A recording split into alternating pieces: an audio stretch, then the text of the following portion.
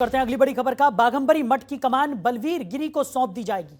तो बलवीर गिरी ही महंत नरेंद्र गिरी के उत्तराधिकारी होंगे। वसीयत के आधार पर यह फैसला लिया गया है। अखिल भारतीय अखाड़ा परिषद के अध्यक्ष रहे ब्रह्मलीन महंत नरेंद्र गिरी के उत्तराधिकारी पर फैसला कर दिया गया है। शिष्य बलवीर गिरी को महंत नरेंद्र गिरी का उत्तराधिकारी बनाया गया है। यह फैसला अखाड़ा परिषद के पंच परमेश्वरों ने वसीयत के आधार पर लिया है। तो फैसला हुआ है कि महंत बलवीर गिरी को श्री मठ बाघंबरी की गद्दी पर बिठाया जाएगा। 5 अक्टूबर को होने वाले नरेंद्र गिरी के षोडशी संस्कार के मौके पर बाघंबरी मठ की कमान बलवीर गिरी को सौंपी जाएगी। वसीयत के आधार पर ही मठ का उत्तराधिकारी चुना जाता है। बड़ी खबर आपको बता रहे हैं। खबर पर ज्यादा जानकारी के साथ हमारे सहयोगी अमित मिश्रा हमारे साथ जुड़ गए। अमित, क्या कुछ निकलकर सामने आ रहा है? बलवीर गिरी महंत नरेंद्र गिरी के उत्तराधिकारी होंगे, इस पर फैसला हो गया है।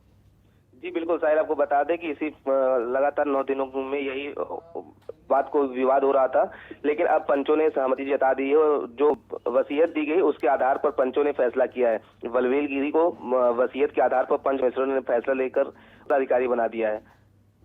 जी अमित, वहीं अगर बात की जाए, बाघंबरी मठ की कमान बलवीर गिरी को सौंप दी जाएगी और इसी को लेकर जिस तरीके से आपने भी जानकारी दी कि पहले काफ़ी विवाद देखने को मिल रहा था, लेकिन अब वसीयत के आधार पर अब फैसला कर दिया गया है और अब सर्वसम्मति से वो ही नरेंद्र गिरी के उत्तराधिकारी होंगे।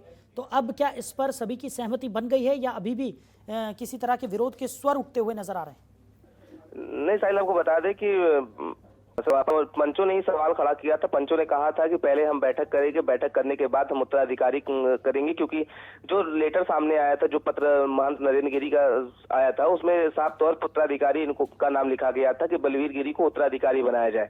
उसके बाद उनके महंत नरेंद्र गिरी के अधिवक्ता ने भी सामने उनकी वसीयत ले आई थी और वसीयत में साफ तौर पर देखा गया था कि 4 जून 2020 को वसीयत जो है वो बलवीर गिरी के नाम पर थी।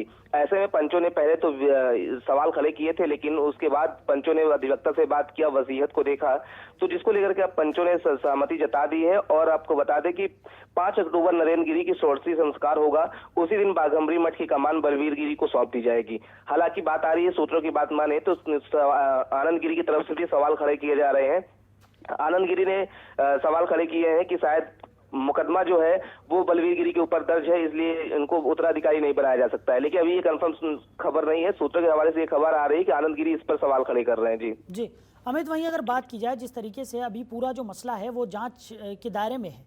नरेंद्र गिरी की मौत की जांच लगातार यहां पर की जा रही है। सीबीआई की टीम भी लगातार बाघंबरी मठ पहुंच रही है, जहां पर रिक्रिएशन भी पूरे घटनाक्रम का किया गया था। और जांच की बात की जाए तो जांच कहां तक पहुंची है और इस जांच के बीच में ही क्या यहां पर वसीयत के आधार पर जो ये फैसला लिया गया है उसका निर्वहन किया जाएगा? जी बिल्कुल साहिला को बता दें कि देखिए, जांच प्रक्रिया अलग है, क्योंकि जांच के बाद अगर वसीयत इनका सामने ना आता, वसीयत पे इनका नाम ना होता, तो पंच जो थे वो जांच के इंतजार करते।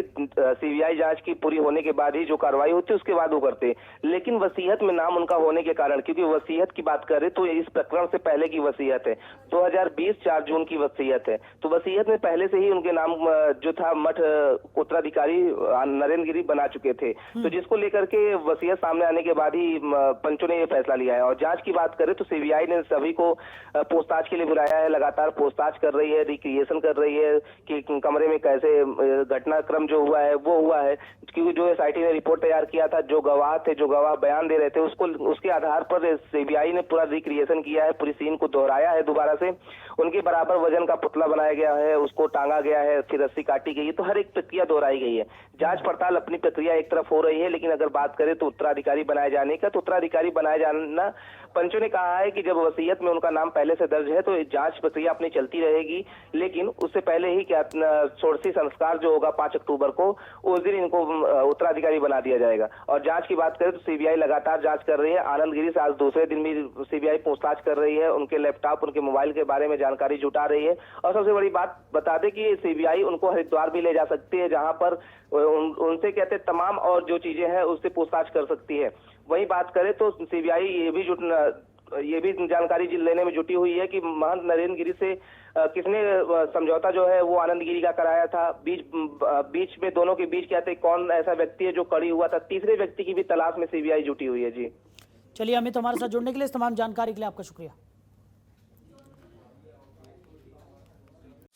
खबरों के निष्पक्ष विश्लेषण के लिए सब्सक्राइब करें Janatantra TV and press the bell icon. Never miss any update.